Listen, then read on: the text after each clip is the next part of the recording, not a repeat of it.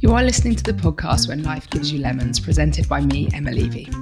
This is the podcast that interviews high-performing individuals who've been through adversity but who have come back stronger. Today is the third and final instalment of this special Battle Cancer mini-series, where for 3 episodes you have heard from some incredible people involved in battle cancer, including some inspirational cancer survivors who have benefited from the work that Battle Cancer do. If you have listened to When Life Gives You Lemons before, you will already know that this is a topic that means a lot to me as a cancer survivor myself.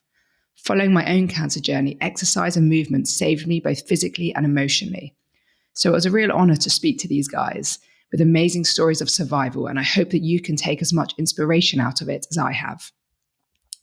Today you're going to hear 3 different stories. First off is the incredible 19-year-old Rob, who is living with an inoperable brain tumour. We then chat to program coach James, and the episode ends with speaking to Mel Spooner, who is the MD of CAWS, which is an online fitness education company. This chat with Mel really helps to put these conversations from the Battle Cancer gang into context, as it is her company CAWS who are responsible for co-creating the Battle Cancer Program accreditation. Just a reminder again that these chats were recorded live at the Battle Cancer fitness event in London, so please do excuse the less than perfect sound quality at times. So first off, we've got Rob Bichen. Yes, very good. And I'm going to introduce you, if that's okay, to our listeners. So Rob introduces himself as saying, after competing at a high level in CrossFit as a team, Rob was given 2 years to live after being diagnosed with an inoperable brain tumour, a month after turning 16. After enduring side effects from surgery, radiotherapy, and 25 kilograms of rapid weight gain from steroid treatment, 3.5 years later, Rob has now gained back a lot of his fitness and started competing again. After entering a few Battle Cancer events himself, he has now travelled the world with the Battle Cancer crew, bringing the same experience that gave him such a sense of community, togetherness, and inspiration to as many people as possible. Rob's mission is to promote fitness and CrossFit as a means to give your body the best chance to battle and recover from any illness that you might be hit with. Also to inspire those not only affected by cancer, but anyone who can take any good from his struggles. So Rob, thank you for coming and talking to us today. So tell us, 3 years ago you were diagnosed with an inoperable brain tumour. You were only 16 years old. Can you tell us what you remember when you received that diagnosis? Well, first of all, I was very shocked. Can you hear me? Yeah. Yeah. So I had some symptoms, purely just headaches, and I went to the doctors a couple times, and they didn't really know what was going on to start off with, really, because I was still competing in CrossFit, doing qualifiers, open and everything. Training every day. So the only symptoms I had really was headache, and so I went to the doctor a couple times. Had to go to the optician once to get sort of see if there's anything behind my eyes or anything like that. Nothing really. So the doctor's like, okay, let's just send you for an MRI to just check things out. So I got an MRI sort of scarily quickly, because I sometimes have to wait quite a while. So I still didn't think anything of it, really. I didn't think anything of it at all. And had my MRI, got the results within 2 weeks. If that, maybe actually, more like a week. And still, up to the appointment, even up to sitting down the appointment, I had absolutely no idea anything was like possibly wrong. So basically sat down, and my consultant had the scan on the screen, basically talked me through it. Very aggressive, grade 4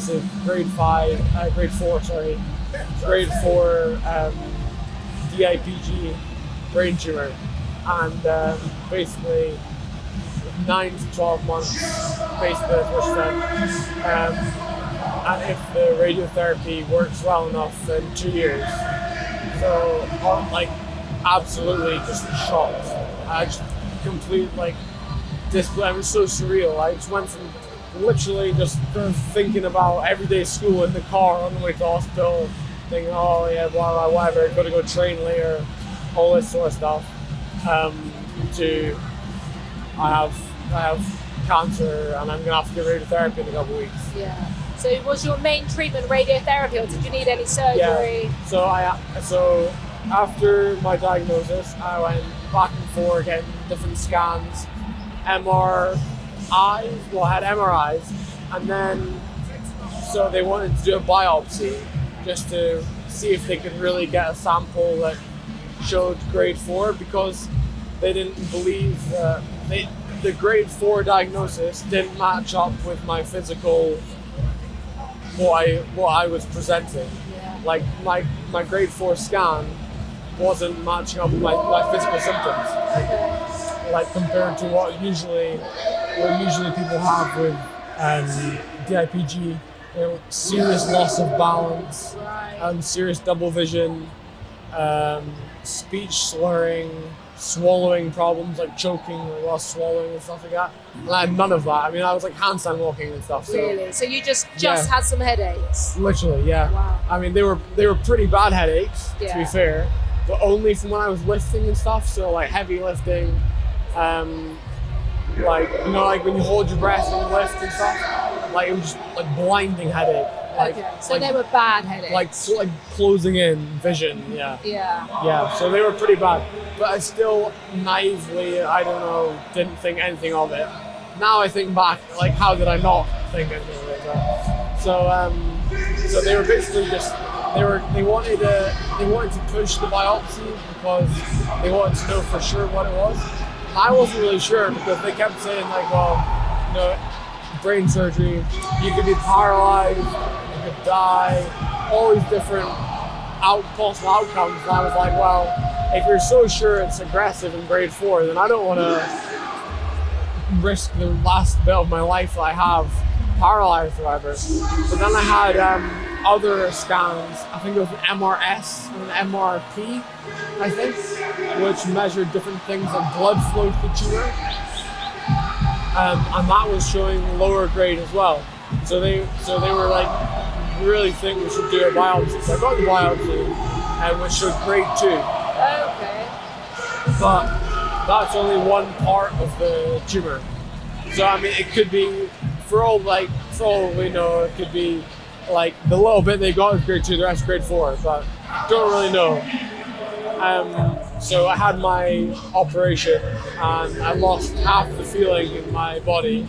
Yeah. Like all my left side was all numb. Well, that was after the biopsy? Yeah. So you woke up and you couldn't feel half your body? No. And I had double vision, so basically everything that I could see was like copied for like a meter over. Yeah. So I had like blacked out like glasses, like basically eye patch glasses and stuff. So I was wearing them. I had pretty much learned to walk again. Like the first time I got out of bed in the hospital, I walked to the toilet, which is maybe like 25 meters, and I was throwing up from motion sickness.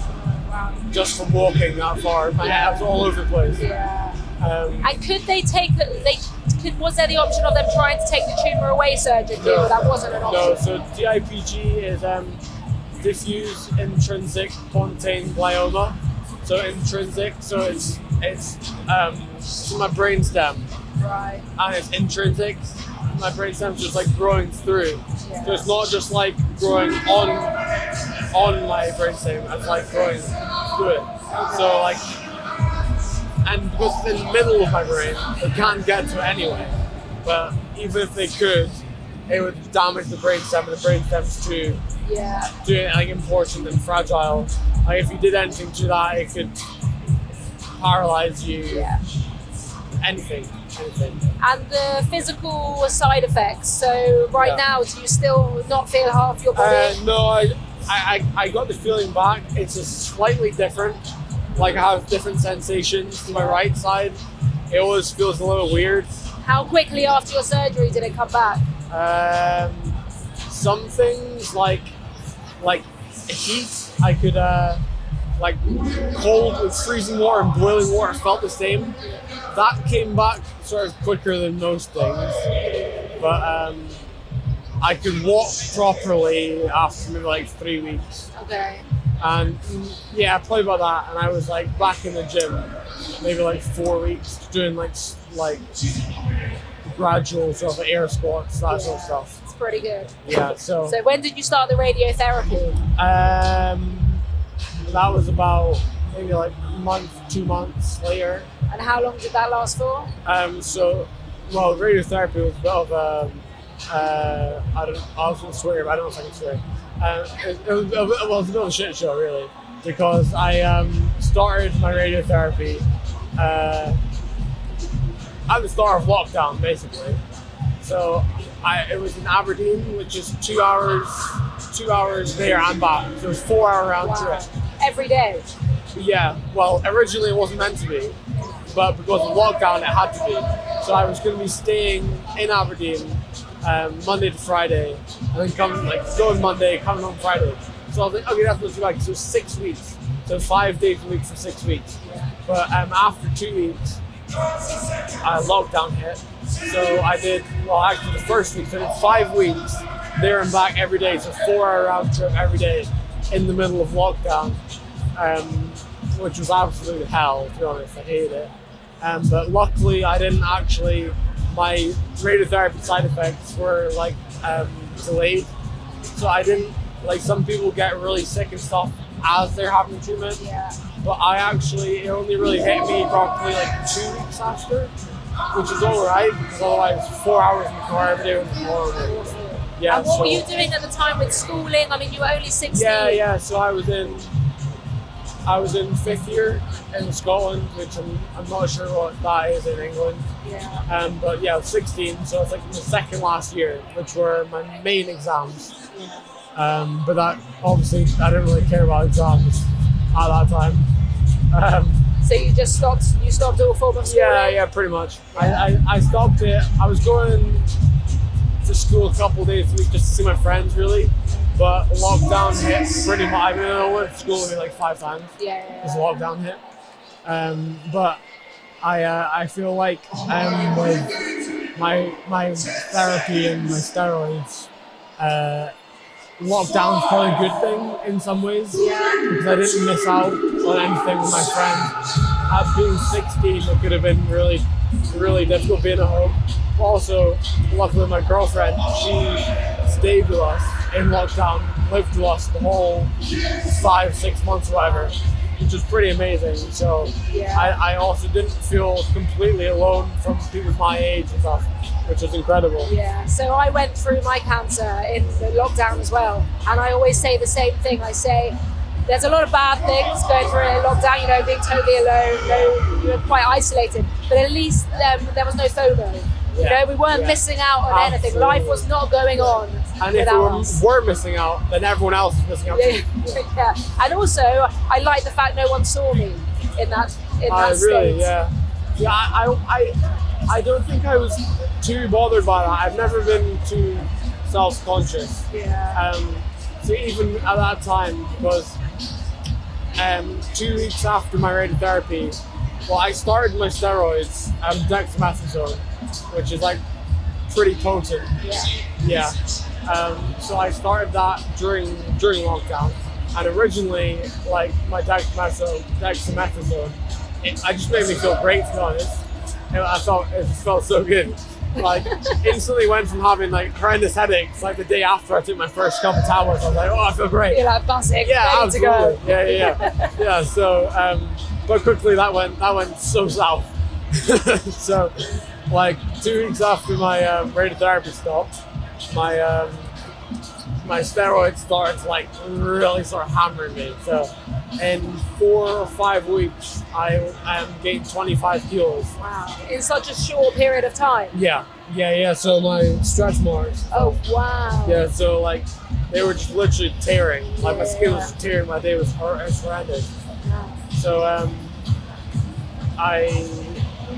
Yeah. So steroids were rough. Yeah, steroids were rough. Let's talk about exercise then. So at this period, you said you went back to the gym 4 weeks after your surgery, and then were you still exercising throughout radiotherapy? How did that? As much as I could, yeah. It was the steroids that really stopped me from training, just because my muscle wastage as well as putting on weight, the more attention, and my stomach went rock solid. I can imagine it was kind of like being pregnant. it was like I couldn't sit like this because my belly was like pressing against my leg. It was too painful. Yeah. So I'd either lie down or stand up. So that was really bad. So I had to stop being in the gym really because of steroids. Like my body was just going all on just focusing on healing and that. So I had to stop that. But so 6 weeks of pretty much 5 months of steroids. Yeah. Full dose of dexamethasone, going up and then coming back down. Coming back down took longer than going up, I think. Yeah. Some weeks it was going down in like 0.25 milligrams, which was like barely anything. Yeah.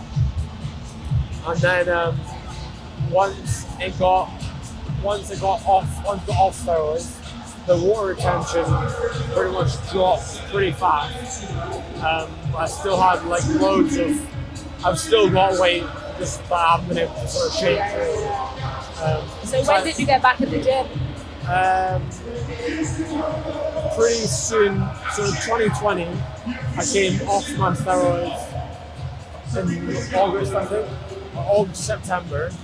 And then I was back in the gym pretty quickly after that. Okay. As soon as I felt sort of good enough. But I mean, like, I remember one day, like one of the first times I'm back in the gym, I did like a couple air squats and some like step ups, and I was like throwing up. Like, it was like so rough. I went from as a teen, I was doing the age group online qualifiers in CrossFit. It was like 100 and something, 112th in the world or something. Oh wow. So I went from that, and I was like completely shredded and everything, to like 100 kilos, overweight, throwing up from doing like step ups. Yeah. Which so it was so difficult. It was like a total shock. Yeah. A total shock to my system. So how did the journey look like for you from then? How did you work your fitness up to get back to where you are today? Very slowly. Very slowly. Yeah, just listening to my body loads. Like my radiotherapy, it still hits me sometimes.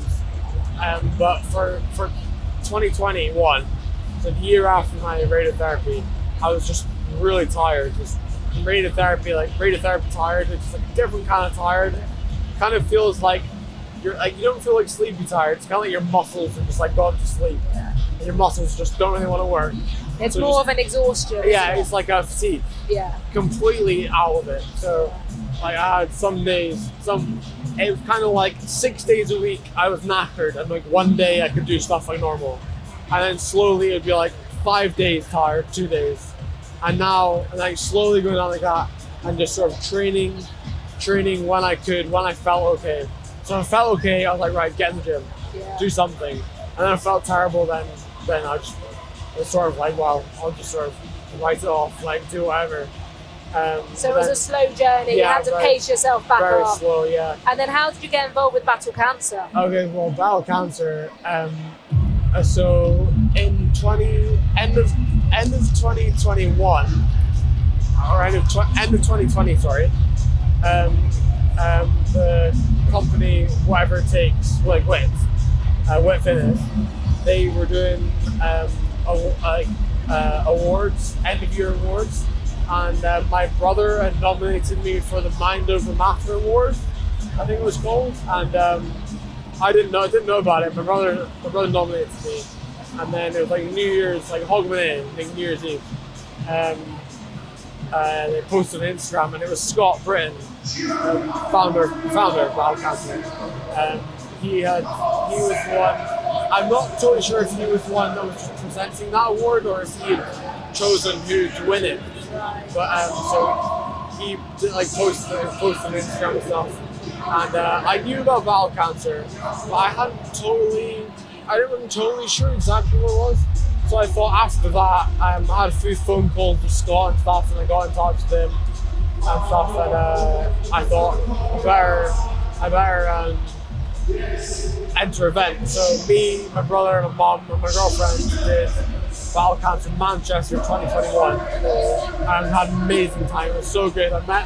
First time I met someone with cancer, with a brain tumor as well. Oh, wow. Which was really good. And he was doing Craig McIver, he works with everyone's bowel cancer. He's a gym in Exeter, and I think he's doing really well as well. He's still got his brain tumor, and he's got back to really good fitness, really strong. And at the time, I was still just trying to get back my fitness. I wasn't too long after therapy, and it was just huge inspiration. Sure. You know, being around loads of other people that had cancer, all working out together, like just the suffering together, with my brother, my mom, and my girlfriend. But it was the suffering that sort of like it didn't mean as much. It wasn't as painful as the suffering we'd been through already. You know, it was kind of like we're working out together.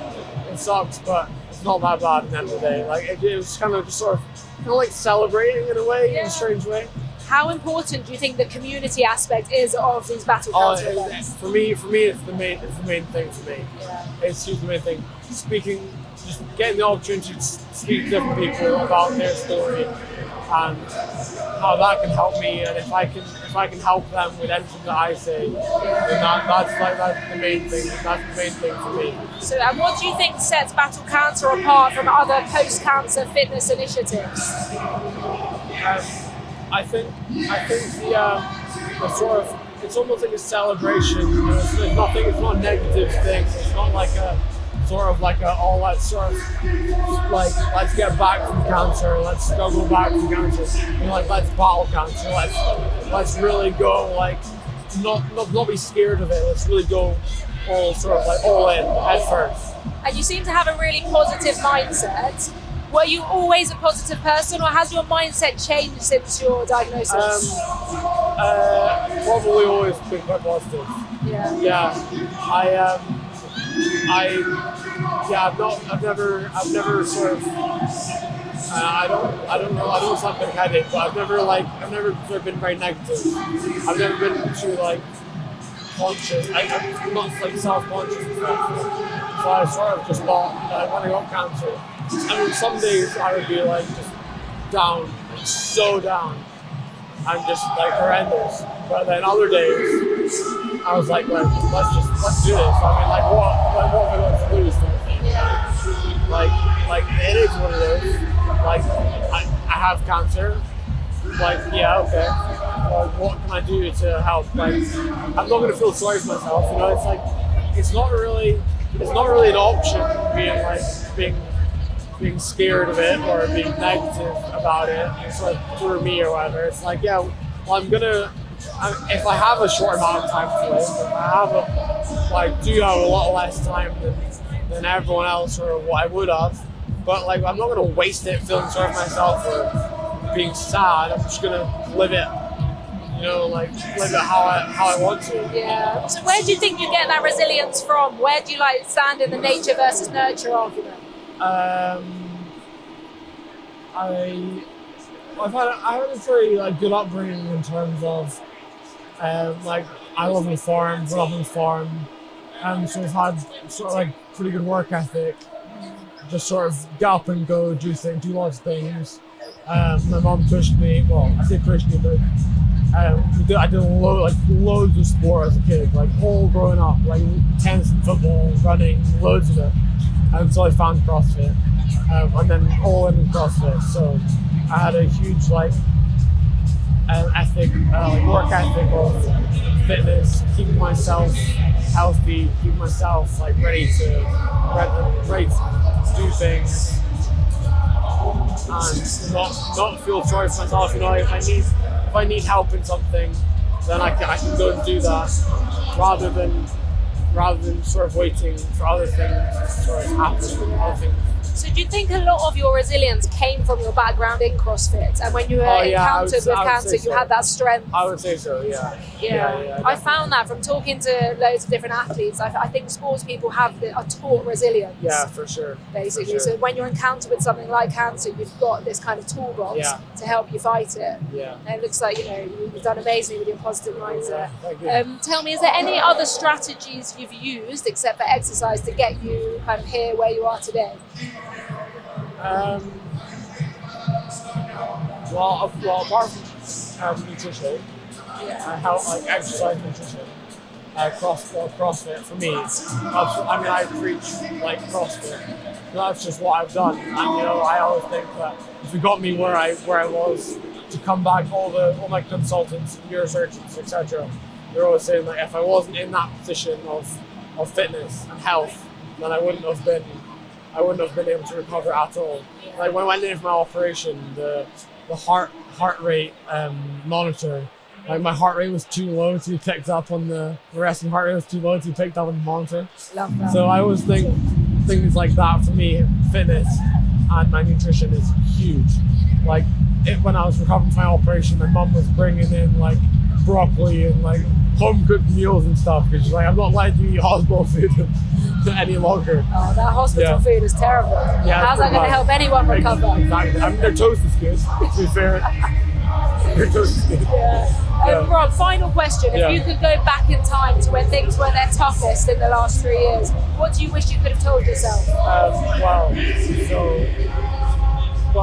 When I was given 2 years maximum to live, and I'm now alive nearly 4 years after, I wish I could have told myself that. But I suppose, I don't know, I feel like where I am, I'm quite happy with. So I don't feel like I would want to change too much. I even think that with cancer, I think, obviously cancer is horrible and it's brought me so much grief and trauma, but I'm where I am, like traveling, people I've met through bowel cancer, for example. The relationships I've made, people I've been friends with, a lot of that wouldn't have happened without cancer. And obviously, I'm not saying glad I had cancer, but it's not been terrible.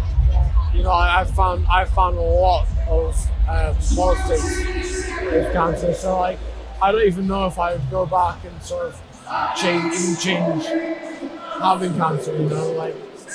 I would sort of be scared to think what I wouldn't have without all these experiences I've had since being diagnosed. That's fascinating. Thank you. Thanks so much, Rob. Your positivity is inspirational, and I can tell around the arena how popular you are with the Battle Cancer crew. So you're obviously giving something back, and it's been brilliant to witness that. Thanks very much. Thank you. We've got James England here, and I'm going to read a little introduction about James. James is a wonderful coach, apparently, who has been with Battle Cancer since the very beginning, helping them to lay their foundations and co-coaching the first run of programs at Gymbox Farringdon back in 2021, and now hosting his own program at the wonderful CrossFit Huntsman in Hertfordshire. With his eternally positive attitude to help people and a wealth of knowledge and experience, James has given his participants the best experience through the program, supporting and encouraging them to try new things they never expected to be able to do, providing education, teaching technique, and watching them grow with a sense of pride along the way. There you go. Wow, pretty amazing. I'll pay big money for whoever wrote that one. So someone wrote that introduction for you, but is there anything you would like to add to introduce yourself? No, I think that's everything within there. It's obviously been with the Battle Cancer program from the start. This is about to go into our 4th phase now, which it's been an incredible journey over the last 3 years, especially coming out of lockdown.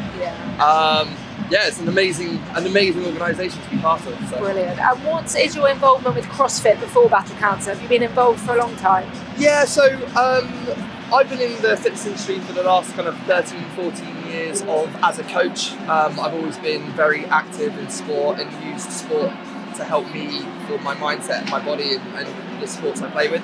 Which sports specifically? Used to play rugby. Rugby was my main sport. And I spent a lot of time coaching rugby and children, and it took me along the lines of getting into coaching within the fitness industry.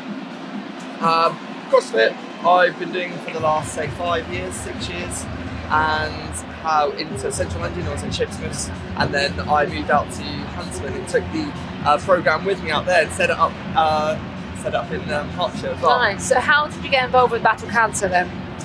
So I have always been very aware of what Scott was doing. he's obviously a big character within the fitness industry and loved what he was about. And it was understanding kind of as well his message he was putting out there around cancer. I think like so many people, cancer affects everybody in some kind of form, and it's been rife through my family. It's been a lot of kind of like death. I think it was seeing the message of battle cancer and Scott promoting it and kind of pricked up my ears, and then I kind of studied a lot kind of further into what it was all about, and it was something that when there was an opportunity to be involved, I was kind of the first one throwing my hat in the ring and trying to get involved. Yeah, so you did have that personal motivation with the personal history of people in your family struggling with cancer that drove you to get involved. Yeah, there was on my dad's side, out of family of 8 brothers and sisters, 7 of them have died of cancer, and the last one has had cancer twice and she's still going through it now. Wow. So it's very personal, but it's the same for everybody. It takes no prisoners. It affects everybody. So. Yeah, well, it's 1 in 2, isn't it? They say 1 in 2 people are going to get cancer in their lifetime. So, when you look around a room like that, they're like this, full of 3,000 or whatever it is people, and you think that half of these people at least are going to get cancer. That's quite a significant number, isn't it? So tell me, how does your work in the gym as a coach compare when you're working just like with your normal CrossFit guys to your battle cancer program clients? What's different in the work? Do you know what? It's not so much what's different, it's more the similarities amongst them. You can have any athlete come into your gym and you have to adapt to what is in front of you. And I think that's what's so good about the program is that when an athlete comes in or someone from the Battle Cancer program comes in, we have a format of an amazing progressive 12-week program that we're going to put through, but we have to adapt to each one of those individuals to what they've gone through, whether it's because of the surgeries, whether it's the abilities within fitness industry, their fitness levels. And I think that's where it's the similarities of what we do every day. Is we have a lot of athletes in front of us and we have to adapt to everybody's abilities. So it's very individualised. Yeah, definitely. I think we have a frame which we run off, but it's understanding, especially with the kind of knowledge and education we've had, is like, okay, you might be doing this one movement, but we're going to do something similar to get the same stimulus, but we're just going to adapt a few things. So it allows everybody to still keep moving forwards, get those adaptations, build their confidence as well. Yeah. So when you're encountered with someone on the Battle Cancer program for the first time, how do you establish where to start? I think, first of all, obviously, we get to know as much about them as possible and understand everybody's abilities. When we first start the program, we go through all our tests to start with, and a lot of it will just be the things like you're looking at their balance, their flexibility, their range of movement. And we'll try and bring in like basic movements into that. So looking at a squat, looking at a lunge, being able to see whether the mechanics of their body moves in a certain way. And then from there we can start building on the layers as we go through the program. Yeah. And are you quite goal driven? Yeah, absolutely. I think it's great to see the progress, and if you're looking back at all of the programs that we've done, you can see people's strength has gone up by 150%, or the range of movement has been better, the quality of movement has been better. So setting them kind of little goals going by every 4 to 6 weeks gives everybody that little bit of motivation. Right, this is what we're aiming for. We're going for that next 6 weeks. So. And how important do you think the emotional side is, the psychological side as well as the physical side when someone's in your program? Oh, I think that this program is nothing to do with the strength and the agility. It is all about the mental side. I know it's packaged up as this progressive strength and conditioning and getting everybody back moving their body, but it is 100% about the mental side and building up the mental strength more than what it is building up the physical strength, and helping people understand the things that they can do, not what they think they can't do, and getting people to have that belief in themselves and having those little wins along the way, which kind of really picks them up. So how do you adapt your coaching to help them achieve the most they can? I think it's like the goal-driven, setting up to coming in, understanding like the benefits of what they're doing within the gym can take it away to their everyday life. I think that's really important. And there's a lot of people who come in and they're feeling low and things aren't going kind of their way and they're in a really negative headspace and they haven't come, but they've left feeling like empowered and go, actually, that was really great. I did get something out of that. And then it has that knock-on effect with everything else that's going on around their life as well. Yeah, it's giving people that sense of control, isn't it? Because I always think that exercise is something they can control. Yeah. They know what they can do that specific day and how they're going to achieve it. And it makes them feel like them again. Yeah. Versus a cancer patient. Yeah. So I did a bit of Instagram stalking. Okay. This can't be good. Am I right in saying you've done a few ultra challenges? So you've done an 80-kilometer ultra run. Yes. And you did a 24-hour workout for charity. Yes. That must have been difficult. 24-hour workout. Yeah, I think it's. I like to do challenges. I think it's anything where. Putting your body and putting your mind through a bit of a test to see how far you can push it. The ultra marathon was sold to me in a very different way by my partner Harriet, saying it was just a 12-hour race. You didn't go as steady as you want, but the competitive side to us made it a much more grueling test than it was. So did you do it together with your partner? Yes, it was 12 hours max distance run. So you just ran solid for 12 hours? Yeah, with little bits to stop and get a bit of fuel, but I think Harriet ran 103, 104 kilometres in 12 hours. And we did it as a team, so we all did it for charity, and I think we completed about 260 kilometres over those 12 hours of running. Wow. So. And again, how important do you think mindset was there versus physical strength? Yeah, I think mental preparedness, and I think understanding and breaking down the challenges. I wasn't running for 12 hours. I was running for 12 1-hours. I can take on a challenge of a 1-hour run. If I pace myself, then I work on the next 1-hour run. And that's how we kind of do that with our training, our program as well. It's like we're not looking at the end goals, the end of the 12 weeks. We're looking, okay, this is what we're completing today. This is what we're completing over the next week.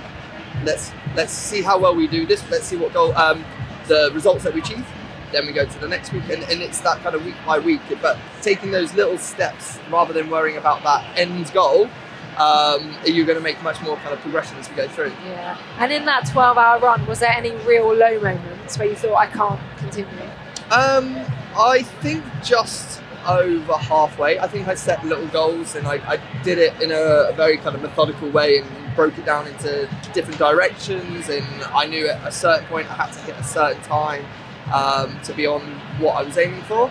And it's that goal setting line. Once I hit that target, it gave me kind of that confidence. Go, oh, right, I've done this bit. Okay, on to the next bit again. And there were definitely some lows later on in the afternoon when the legs were hurting, feeling underfueled, the toenails were falling off.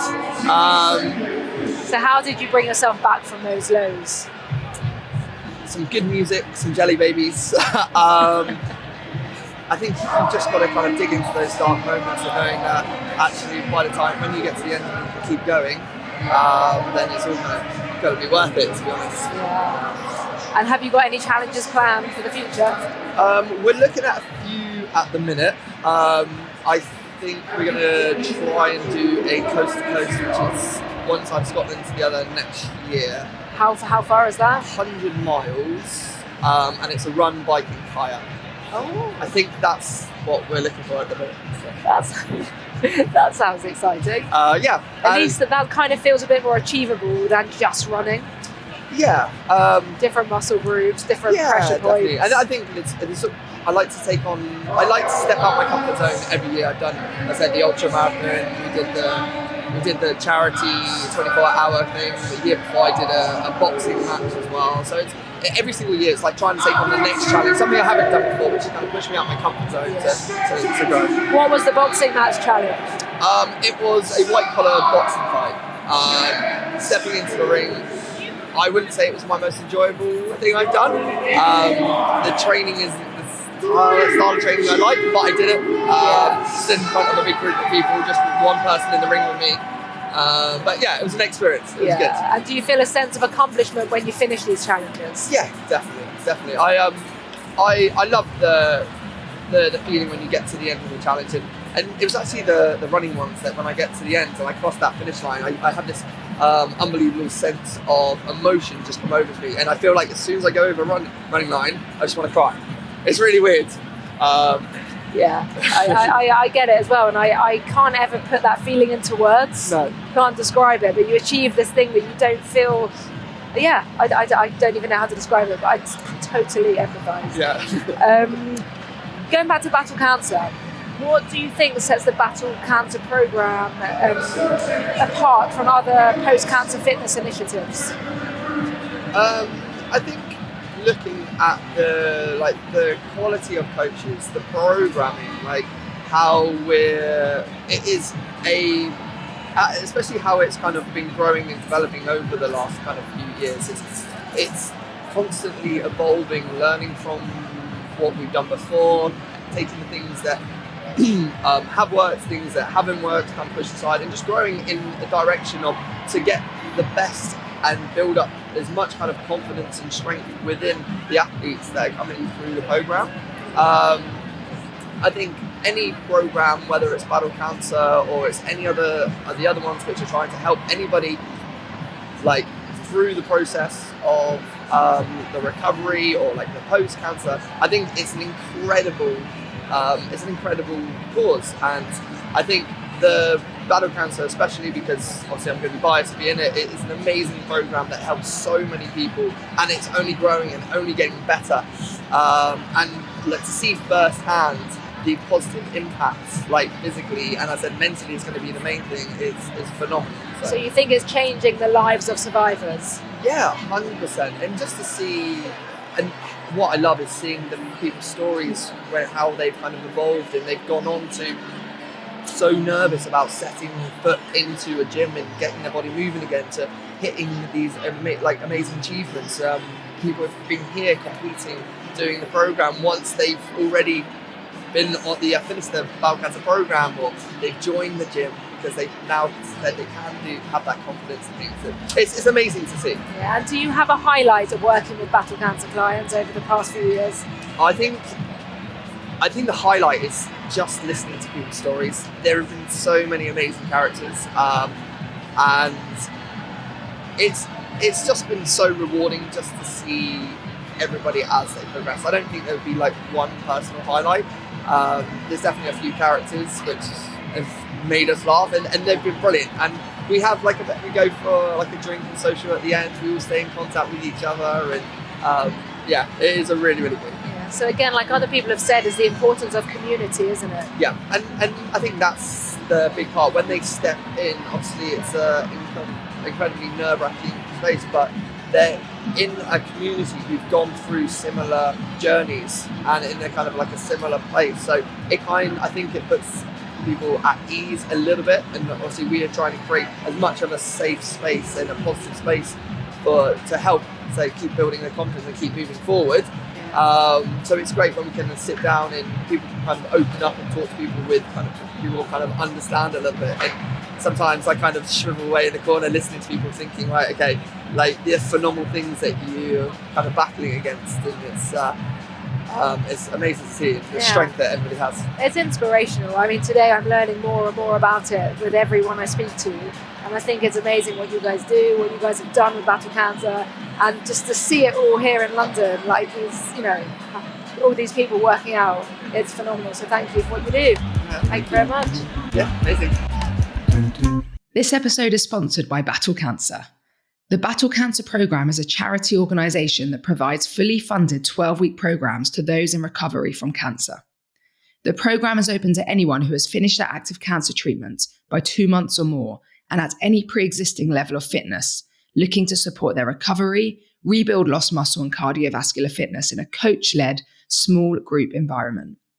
Battle Cancer strives to help build strength, confidence and reconnect people with their bodies. You can learn more and apply for your nearest programme by heading to www.battlecancerprogram.com and following the steps to join a program. So I'm sat here with Mel Spooner, Hello. the MD of CAWS, and I'm going to ask you to introduce yourself, please. Oh, sure thing. So Mel Spooner, Managing Director of CAWS. We are an online fitness education business, and we are a partner of Battle Cancer. We co-created a certification that is probably 60% of my time right now. My background, just real quick, I've been in the fitness space for about 20 years, worked for various different brands, and then I've been working for myself now for, it'll be nearly 10 years, moving into 2020. Wow, okay. So can you tell me in real simple terms what CAWS is? Absolutely. Online fitness education company. Yeah. For the most part, we create original new content. So clubs, gyms all over the world, coaches tell us what education content they feel that maybe has been missing before or they've not had access to, that they feel would help them work with a different group of people or work with a certain different group of people in a different kind of way, or might help them to perform better in their jobs. So often we collect all of that feedback from the clubs and the coaches that we work with, and then we go away and we create that content. For us, for the most part, because of where our business started, it's very often health oriented. So our next big content drop, for example, focuses on training around the menstrual cycle and the menopause.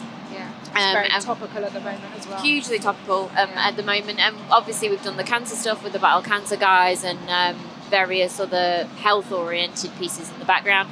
But we also do kind of some of your more foundational stuff, so we certify personal trainers as well. Okay, so your background in fitness personally, what do you do to keep fit? How did you get into the fitness and exercise space? Oh, wow. So me personally, in terms of training and stuff, I just like to lift heavy things. Have you always liked to lift everything?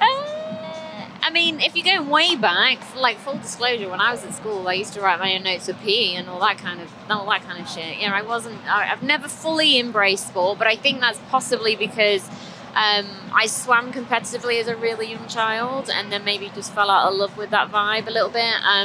I've never been very good at throwing and catching things. So, and sadly, as a child, that was never really honed in on any. So I kind of was a bit rubbish at team sports. And then I ended up at Loughborough Uni, not to do sport as it happened, despite it being a sports university, and everybody was into sport and the gym, and that's how I got into the gym. Okay. And then sort of found, you know, strength work and lifting, etc., and got into kickboxing when I was at uni.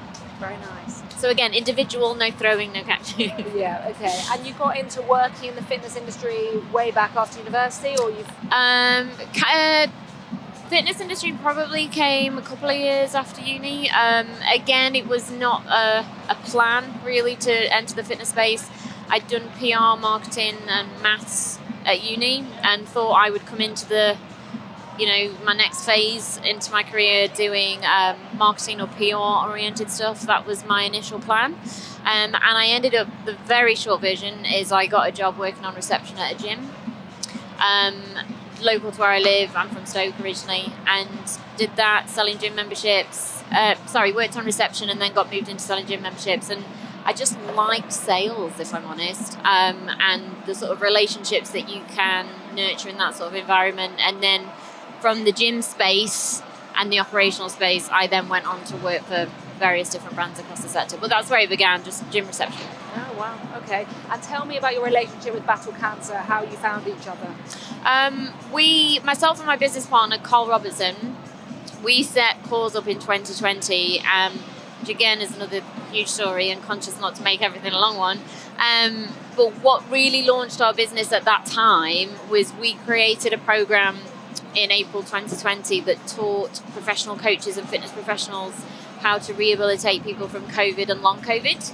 And Scott had seen that and seen that obviously we'd tackled a topic that was very new, very novel, super health oriented. Separate to that, a few people that we're mutual friends with in the space had recommended us as a point of interest, useful contact in terms of some of the intentions that Scott had. So Scott approached us back then, said, seeing what you've done with the COVID stuff, we're looking at creating a program specific to cancer that would help Battle Cancer achieve some of their aims quicker. I don't know if people listening fully realise that obviously we've got the Battle Cancer events, but separate to that is the Battle Cancer Programme charity. And the goal of that charity is to raise money to give access to fitness for people who've had cancer. And Scott said, with all the will in the world and with all the events in the world, we're always still going to be a little bit limited by how much funds we could raise. And his notion and his vision was if we could create a certification that teaches fitness professionals, PE teachers, coaches across the world how to deliver a post-cancer program to people who've experienced cancer in communities where we cannot possibly all be at the same time, that would help and make that more of a scalable mission for Battle Cancer. So of course we said yes. It was always on our roadmap. We know that it's something that coaches are more passionate about and want to better understand and support those around them. We know that employers, gym operators, it's an area of interest for those guys to develop. And just by pure coincidence, it's one of my business partner specialist areas. And, as you pointed out at the front end of this, it's really close to everybody. So it was always going to be something that we did, but just from a timing perspective, when we got that initial contact from Scott, we kind of all pressed go and cracked on with it. Yeah. So CAWS have created a certification for trainers. Is Yes, that right? correct, yes. So if there's any trainers listening, any coaches listening that want to partake in that certification to be able to take on to Battle Cancer Programme clients, how do they go about that? All they need to do is contact us. So thank you for the little plug there.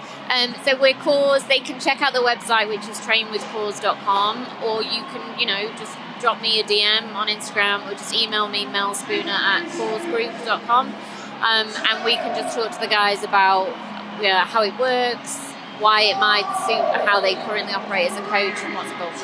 And at the moment, if someone wants to coach on the Battle Cancer Programme, they have to come through that route. They can't go any other routes. Yeah, okay. Correct. So how did you guys go about developing that programme?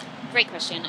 So my business partner, Carl, who I mentioned before, so his trade, if you like, is he is an exercise and nutrition scientist, doctor of physiology, clinical researcher, like Olympic coach, all that sort of stuff. So he's worked across clinical practice and sports medicine and sports performance to highest level, but he also understands how to take real complex health topics and just make them applicable to everybody in this room, arguably. That made him sound really grandiose, but you know what I mean. So that's his background. So with that, he was appointed by Scott, really, as head of science and research for developing the program. And then Scott and Carl co-created the Battle Cancer Programme, which is the programming that any of the participants would go through. Yeah. And the guys that Scott and Carl piloted that across the world for 2 years. So we did that first before we did anything. How did they pilot it? They ran it as a program across 20 locations internationally, ranging from Dubai to Brazil, right the way through to Exeter, which is obviously where Battle Cancer head office is. And then we started to get really cool data points. So by way of example, the highest, I think, improvement that we got in the strict press was 1,480% increase. Yeah, mad. We haven't had any improvements, I think, that are less than 90% increase on where someone was at when they started the program. And loads of people, very often, between weeks 1 and doing the program to week 12, they get like 150% increase in all their markers and stuff. So really cool. So we were seeing all the results we wanted to see, strength-wise, physiologically-wise, but also in terms of the personal feedback that people were giving us and what they were getting out of the program beyond the physical. So on the back of that, we then decided to create the certification to back it up and support it so that other coaches in other locations could then go ahead with the rollout. Yeah, and having spoken to a few coaches today and a few participants, we've really highlighted the importance of the emotional and the psychological side as well as the physical side of the program. So does the certification include anything around that? Yeah, loads of stuff. We're really conscious as well that often that's some of the stuff that gets missed when sometimes we first talk to facilities, and some facilities don't maybe understand, and this is kind of, I guess, when me and Carl and often our team come in, that there are very likely people within your gym facility now that are dealing with cancer. And I've learned through this process that a lot of people who are in that situation don't want to tell their gym what they're going through because they don't want to be treated differently or told they can't do this class and all that sort of stuff. So we do talk about that and just kind of raise awareness of that and represent some of those voices and what people have said that they would really like to see from their gym facility or a coach or similar that they work with. And with that, there are people who have done the Battle Cancer program that are featured in the content, and they talk about that. Katie, shout out to Katie if she's listening. She's a coach now at CrossFit Oldham, or CrossFit LL1, and she did the Battle Cancer program as a participant post breast cancer, and she got so much out of it that she then decided to qualify as a coach and then run the program herself. So Katie's perspective is really interesting because she's in the certification. She talks about her experiences as a program participant, but then she's able to then share with coaches listening how as a coach you might want to consider that sort of stuff.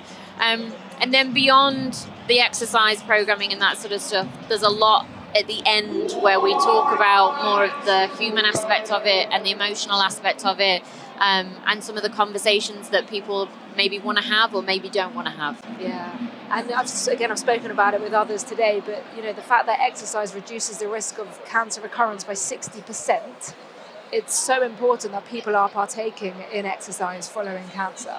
So how important do you think it is what you're doing? Oh, phenomenally. Without a shadow of a doubt, just from an anecdotal perspective, without a shadow of a doubt, a lot of the meetings that I have, which are often with big organisations or just kind of one-on-one small organisations, etc., and they're interested in rolling the programme out, every time you do that, a personal story comes out of that. Like, there's something for that person as to why, in particular, maybe they're extra motivated and extra passionate to kind of put a program like that and make that available to their community. So that alone, just from that kind of one-to-one feedback's huge. But the group that the Battle, and it's not exclusively, and kind of one of our big things is we don't want to exclude people, but the core group that the Battle Cancer program is aimed at is late-stage cancer rehab. And how we classify that when we're talking about it with people is people are signed off from all medical health care, doctor care, anything formal, and gone, right, all good, you guys crack on, go back to life as normal, in inverted commas. And often people are going back to the gym and going, okay, well, where do I begin? Because I maybe have, my strength may be different to where it was X amount of time ago, or my confidence is a little bit different, or I'm still experiencing some challenges around this. And they've got questions.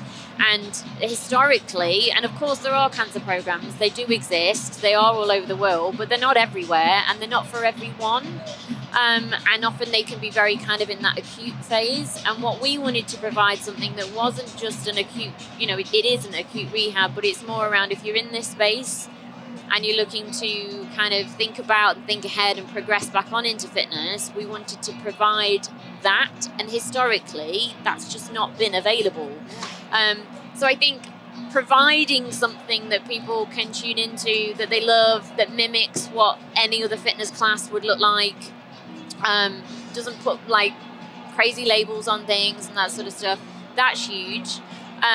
But also, if you look statistically and you get a little bit granular in terms of what provisions are available in other parts of the world and parts of our country, I'm going to nerd off a bit now, but in the UK, there are, people may or may not know, there are 20 cities across the UK that statistically have relatively high cancer rates but relatively low rehab provisions. So it's those sorts of cities that we as a team together, we will pinpoint and make sure that there are access to support and communities and conversations in those spaces. So we're trying to come at it from all angles, really. Awareness, taking action, but also reaching out to maybe where it's not been considered as much in the past, if that makes sense. And it's so interesting because you mentioned as well that you aim for kind of that acute, just a couple of months, isn't it, after someone's late stage.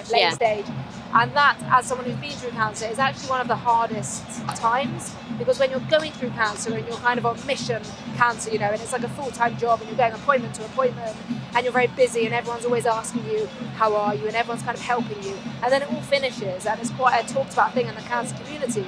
It all ends and you're suddenly a bit lost and a bit isolated and you don't know where to go. And so guys like you who are like offering this program, I think it's just bang on timing, and it's exactly where you need to be, which, yeah, so thank you for that. Oh, no, and I think kind of the other things that we're really trying to work on at the moment is we have had people, and I don't mean to be provocative when I say these comments, but we have had some facilities say to us, well, we've never been asked for that. And I kind of go, well, I mean, just because you've not been asked for it doesn't mean that there are people around you that need that support. They probably wouldn't necessarily think that they can get that sort of support from the gym. But knowing that it was available, especially if they're already a gym goer, makes their lives a million times easier. Well, what you said earlier, I remember not wanting to tell my gym that I was going through cancer because I was scared they were going to say, well, you can't come. Yeah. Or, you have to sign consent forms and it says, are you going through treatment? And I remember, I think it was on holiday or something, I remember crossing it because I didn't want them to tell me I couldn't come in. So... I fully, and like I say, we've heard that countless times before, and that doesn't, I know it's not right, but it doesn't surprise me totally. The other thing that I've been known to say a few times, which kind of really gets my grill, but we're trying to focus on, is loads of people that get excited about hosting the program, sharing the program, being a facility that has the program on the schedule, is because, like I said, someone has a personal story there. And when I was asked a few months back at a conference in Singapore, how could we talk to different types of groups of people outside of our gym a little bit better? And I said, wouldn't it be nice if it didn't take a cancer diagnosis for a facility to want to host a program for people with cancer, or it didn't take a dementia diagnosis for a facility to want to create a program specifically built for people who are experiencing early stage dementia, etc. And so what's amazing is we have these people who, are really blazing the way by rolling out the Battle Cancer program early days because they understand it, they understand the heavy impact it will have on people's lives.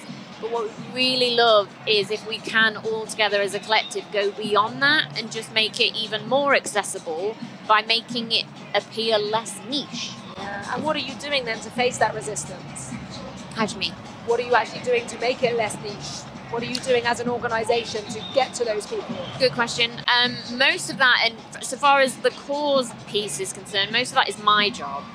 So having conversations with tons of fitness facilities foremost, letting them know that the program's available, talking about the fact that if you're not being asked for it, it's probably because we're just not asking the right questions, etc. But beyond that, a key kind of, I wondered what Anna was doing there, a key kind of, what's the word? A key relationship and a partnership for CAWS as a business is we're doing quite a lot of work at the moment with sports teams and football teams and spaces that are outside of the gym environment because obviously not everyone's a gym member. And we're having conversations with those guys about how we can talk more to their supporters and their fan base. And letting them know that this is a program that exists, that you can access it at the gym, but if you're not a gym member but you've got a really cool relationship with your football club, then we're working with the football club to roll out those sorts of programs. So we're doing that with football clubs at the moment and cricket clubs. Oh, brilliant. It's not for any reason that we're particularly favouring those over other sports, for other sports listening. But that's just where a lot of the opportunities have happened quite quickly. So where do you see the future of CAWS and Battle Cancer? What do you want it to look like in 5 years' time? Oh, well, that's a great question. Just because there's loads of really cool little bits going on behind the scenes that Scott and I are talking about at the moment and trying to figure out where we take things next. I think the priority for the programme is awareness, letting anybody out there in the world who is experiencing cancer or who is close to someone with cancer, let them know that this is here, the purpose of it, and so that they can get in touch and see how they can get involved and take part. Number one. Number two is letting know sports facilities, school facilities, corporate facilities, gym facilities know that the program's here and to see if they're interested in hosting it and taking part, etc. Just real quick on that, I should point out, because cost of living crisis and all that sort of stuff, for a coach to get upskilled and run the Battle Cancer Programme, it's £50, and that's all in, that's it. Wow. And those sales are shared with the Battle Cancer Programme charity as well. So it's all just kind of self-perpetuating in that regard. Yeah. So as part of that, the priority will be making sure that the programme is available in key cities across the UK, but also every major city that has in the first instance, got a big fitness prevalence, and then beyond that, just as many places as possible. And then beyond that, we're also now just looking at how can we get the right messaging and maybe like shorter form advice available to a bigger population if, say, they're not likely to have the Battle Cancer Programme come to a facility or location near them in any immediate time, just so that people aren't left hanging if they're looking for kind of advice or support. That's brilliant, thank you. And final question, what do you think sets Battle Cancer apart from other post-cancer fitness initiatives? Ooh, that's a really good question. I would say for me, and I think Scott would answer this differently, and I think my business partner would answer this differently as well, I think it's the authenticity and the honesty of why we're doing it, where we're coming from, the types of conversations that we are encouraging coaches to have with people, and the kind of the real nature of what it is that we're all talking about. But also, like you've kind of alluded to it, and I always feel a bit fraudulent when I say this because I've not experienced what you've experienced.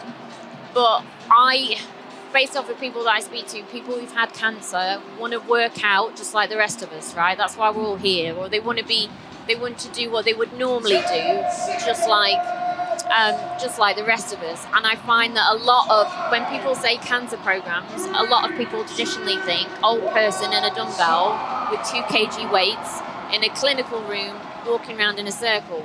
And if anybody said to us that's actually cancer rehab, when we're used to throwing barbells around, you're going to go, that's not for me. And there is a place for that, and I'm not completely shunning that. But what we're trying to say is that isn't what it has to look like. It can look like something totally different, and the conversations you're having in that space can be very different. Yeah, thank you. I think exercise is so important as a cancer survivor, and for most of the people in this room, I think as well, having spoken to them, the importance of exercise. And I think what you're doing in CAWS and also with Battle Cancer is phenomenal. So thank you, keep doing it. I'll wave your flag, and thank you for talking to me today. Thank you so much for having us. And yeah, as I say, for us it's more about just making sure that the conversation's being had, and that the people in the Battle Cancer Programme, the stories that they tell could do a much better job of anything I've said today. And there's tons of those on the Battle Cancer YouTube where people can see the difference that participating in the program's had on them and the sort of relationships that they've made as a result of taking part. So yeah, have a look at those, probably be much more kind of a real version of what to expect. Yeah, but it looks like there's so much planned for the future, so it's only getting bigger and better. Yeah, let's hope so. Yeah, thank you. No, thank you. Thanks for having me. I really hope that you enjoyed that episode and the whole Battle Cancer mini-series. I think that what Battle Cancer do is truly phenomenal, and I personally feel inspired having been given the opportunity to speak to these guys. If you enjoyed listening, please do share it with a friend, and please rate it, review it, and subscribe to the podcast, because it really does make a difference. And don't forget to look back and check out some of the amazing guests who we've had previously on the show.